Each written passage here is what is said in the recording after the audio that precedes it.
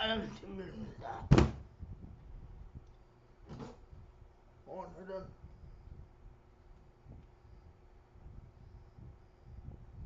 성서사 학자차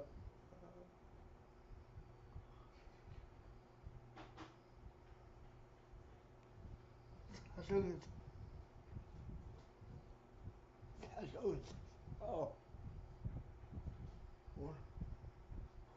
오늘날 저녁에 방송하게 됐습니다.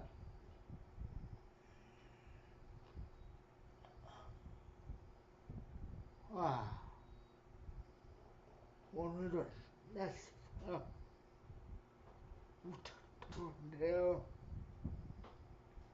이런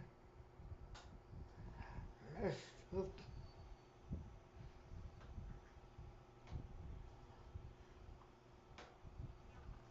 건강관리를 잘하는 것이 중요합니다.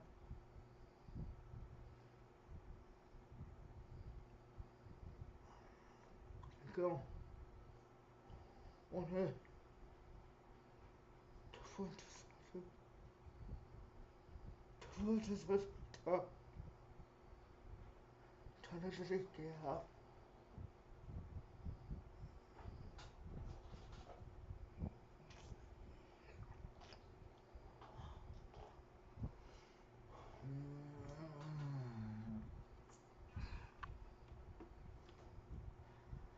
잠깐만 기다려주세요.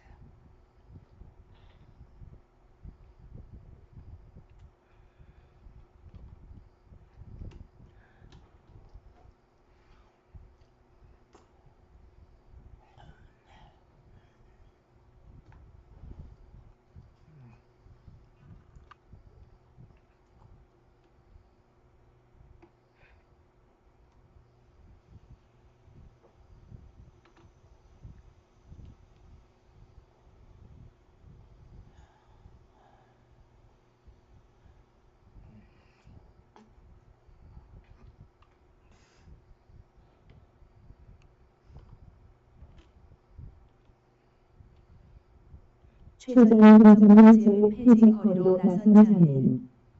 장애인 단체들이 사회적 총파업을 선포하고 장애인 최저임금 적용 제외 조문 폐지와 중증장애인 공공 일자리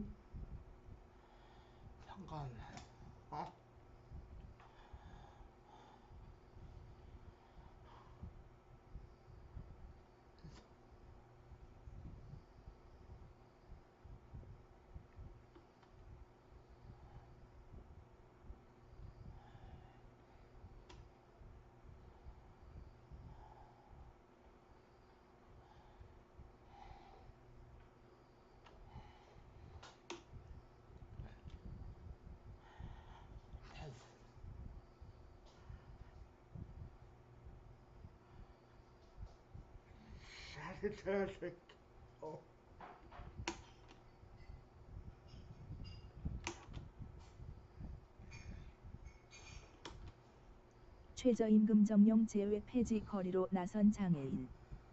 장애인 단체들이 사회적 총파업을 선포하고 장애인 최저임금 적용 제외 조문 폐지와 중증장애인 공공일자리 1번지만개 확대를 요구하고 나섰다. 전국장애인 차별철폐연대는 30일 중국고용노동부 서울고용노동청 앞에서 사회적 총파업 선포식을 갖고 정부는 최저임금법 7조를 삭제하고 중증장애인에게 특화된 일자리 지원 사업을 도입하라고 촉구했다. 전장연에 따르면 문재인 정부가 소득주도 성장론을 앞세우며 가장 중점을 두고 추진하는 정책은 일자리 정책이다. 대통령 산하의 일자리위원회를 두고 청와대에 일자리 실시간 현황판을 마련할 만큼 일자리 정책은 대통령이 직접 챙기는 현안이다. 특히 문 대통령은 후보 시절 임기 내 최저임금 1만 원 실현을 공약했다. 이에 맞춰 국정기획자문위원회는 2020년까지 최저임금 1만 원 수준 인상을 국정과제로 삼고 구체적인 이행계획과 로드맵을 마련하고 있다. 반면 장애인의 경우 최저임금은커녕 최저임금 적용 제외 대상에 놓여 있는 실정이다. 장애인 통계 2016년 따르면 장애인 임금 근로자의 최근 3개월 임금 분포 중 법정 최저임금 미만 비율은 28.1%로 4명 중 1명이 100만 원 이하의 임금을 받고 있다. 한국장애인개발원의 직업재활시설 실태조사 및 운영 개선 연구 2014년 은 2013년 기준 직업재활시설 월평균 임금이 보호작업장의 경우 22만 4천 원, 근로사업장 82만 6천 원에 불과하다고 지적하고 있다. 이미 경제개발협력기구 OECD에 가입된 국가의 대부분은 장애인에게도 최저임금을 적용하고 있으며 국가인권위원회와 유엔장애인권리위원회는 장애인 최저임금 적용 제외 제도의 문제점을 인식해 개선을 권고한 바 있다. 즉 정부가 장애인의 최저임금 적용 제외 내용을 담고 있는 최저임금법 제7조를 삭제하고 중증장애인을 위한 공공일자리 1번지만 개를 만들어야 한다는 것이 전장연의 주장이다.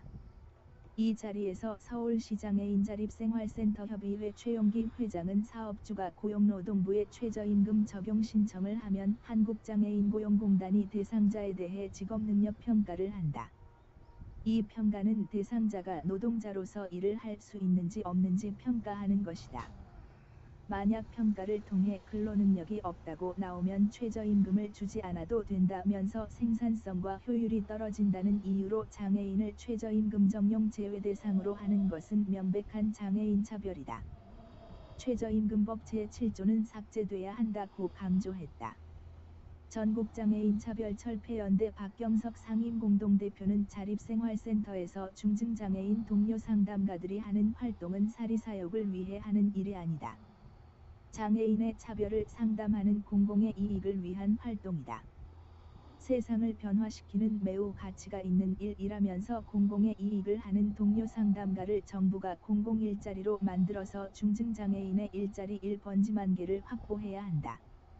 중증장애인이 공공일자리를 갖고 지역사회에서 신나게 자립생활을 할 수 있으면 좋겠다. 그 날까지 투쟁하자고 목소리를 높였다. 한편 기자회견을 마친 전장연 회원들은 국가인권위원회 앞에서 고 우동민 씨에 대한 인권위 사과를 촉구하는 헌화 퍼포먼스를 진행한 후 을지로 입구와 시청광장, 세종로를 행진한 후 사회적 총파업 본대회에 합류했다. 다음 뉴스는 이와 관련된 소식인데요. 우리나라와 지리상으로 가까운 섬나라 일본에서는 장애인 고용과 노인 고용에 대한 정부 부처를 통합하려는 움직임을 보이고 있습니다.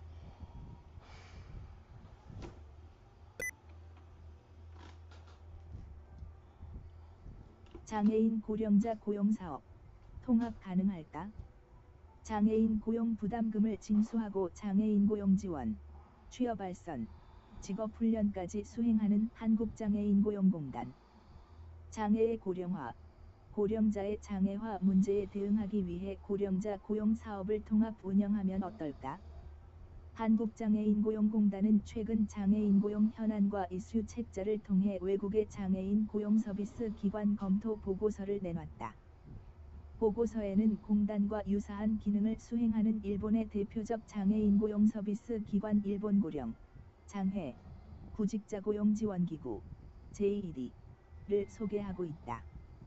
1971년 장애인고용촉진협회로 최초 설립된 JED는 고령자고용개발협회로부터 고령자 업무를 이관, 2011년 지금의 독립행정법인으로 개칭됐다. 공단과 유사하지만 장애인 직업적 자립과 더불어 고령자 고용 안정, 그리고 구직자 대상 사업까지 확대한 점이 특징. 이는 고령자에 대한 사회복지비가 증가하고 실업률 확대에 대한 대응이 필요하고 기관별로 세분화된 고령자 업무의 중복을 막기 위해 추진됐다. 장애인과 고령자 모두 의무고용제도를 운영하며 고용계획서 제출 등과 같은 업무의 유사성도 힘을 보탰다. 특히 이 기간 행정개혁 일환으로 후생성과 노동성이 후생노동성으로 통합되며 자연스레 고령자와 장애인의 고용 문제가 통합된 것. JED는 본부와 광역지역별 산하조직을 갖추고 있으며 직원은 총 6,732명이다. 구직자 사업 이관 후 2010년 846명에서 2013년 6,732명으로 8배 증가한 수준. 공단과 다른 점은 취업알선 대상을 중증장애인으로만 선별해 실시하며 경증은 일반 고용서비스 기관에서 수행한다. 일반 취업알선에 치중돼 있는 우리나라와는 달리 사례관리를 통해 취업알선을 하며 질적 측면을 중시한다는 점 역시 다르다. 직업훈련사업의 경우 장애인, 구직자, 재직자, 고교 졸업자 등 보다 광범위한 범위로 수행한다. 또 우리나라는 장애인 전용 훈련을 실시하는 반면 일본은 장애인과 비장애인 통합훈련도 함께 실시하고 있다. 보고서는 현재 일본은 고용자고용 지원을 수행함으로써 장애의 고령화, 장애화의 문제에 대해 효과적으로 대응하고 있다. 공단 조직 및 사업 확대를 위해 고령자 고용 사업의 공단 이관을 검토해볼 수 있다며 취업알선의 경우도 취업 건수 산출만이 아닌 취업 취약 장애인 대상 사례 관리 시스템이 수행될 수 있도록 개편할 필요가 있다고 제안했다.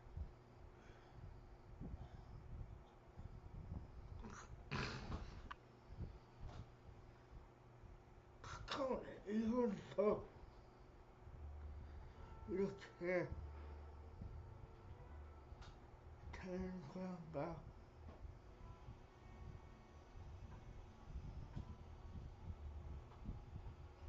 자연과 고용자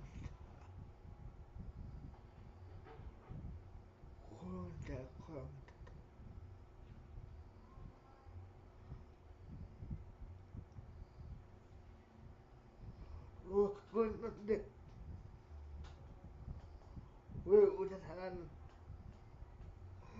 그런 게 없는지 진짜 답답합니다.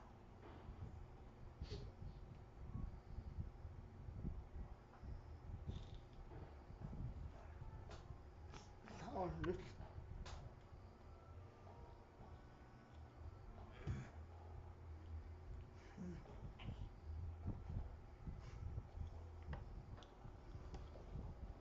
아이고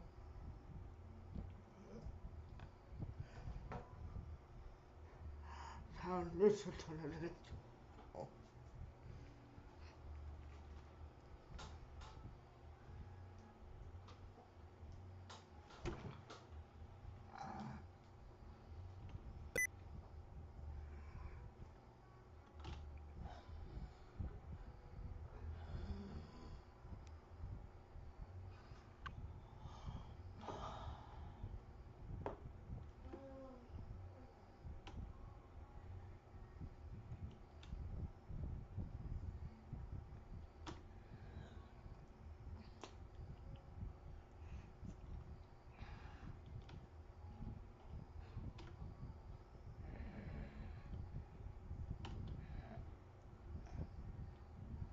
다음 소식입니다.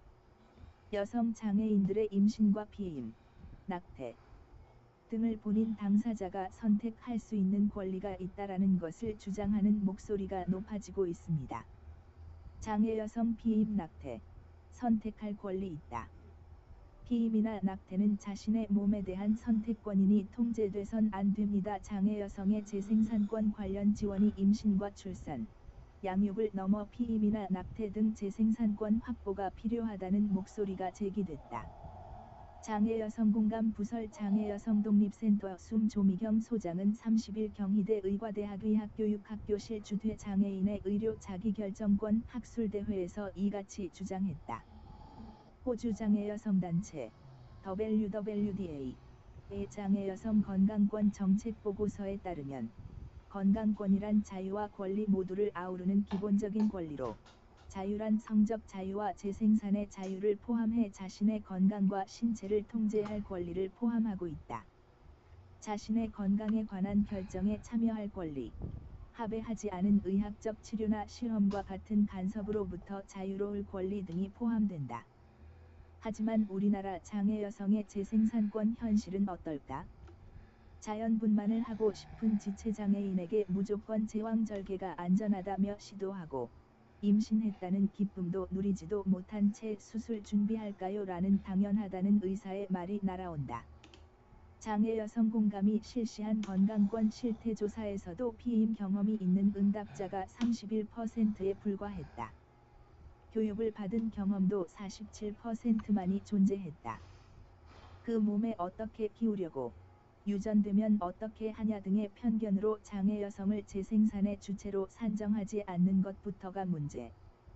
이에 조 소장은 임신, 출산, 양육으로만 재생산권을 제한하지 않아야 한다고 설명했다. 조 소장은 피임은 여성의 건강과 밀접한 연관이 있으며 재생산 과정에서 여성이 자신의 몸에 대한 결정권을 실행하는 데 너무나 중요한 행위다. 피임의 경험이 적다는 답변은 자기 결정권을 행사하기 얼마나 힘든지 단적으로 보여주는 결과라며 임신과 출산만이 아닌 피임이나 낙태도 선택권이며 통제되거나 위협받아서는 안 된다고 말했다. 이어 한국의 낙태죄는 여성의 자신의 몸에 대한 결정권을 제한시키기 때문에 폐지돼야 하며 이는 장애 여성의 선택권도 당연히 연관된다. 우생학적 이유로 낙태가 강요되는 모자보건법 14조 또한 폐지돼야 한다며 재생산권 확보를 위해 장애 여성에게 맞춘 피임 방법과 도구 개발, 피임 교육이 필요하다고 강조했다.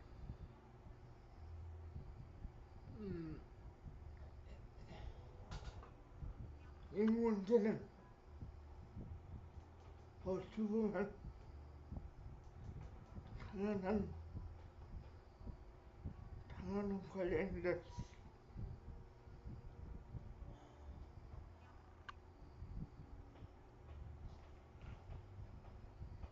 왜 우리나라가 안 되는지 이해가 안 가요.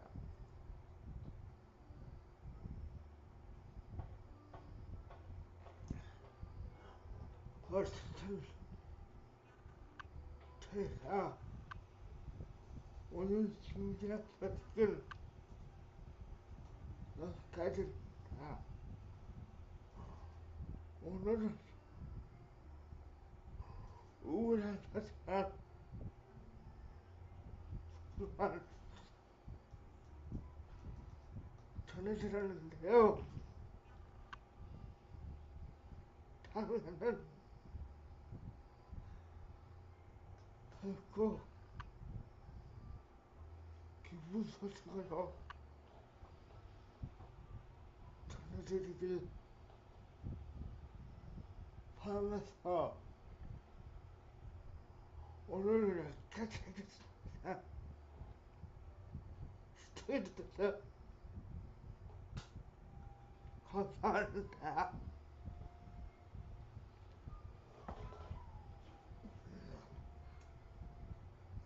다음에 만날 때까지 안녕히 계세요.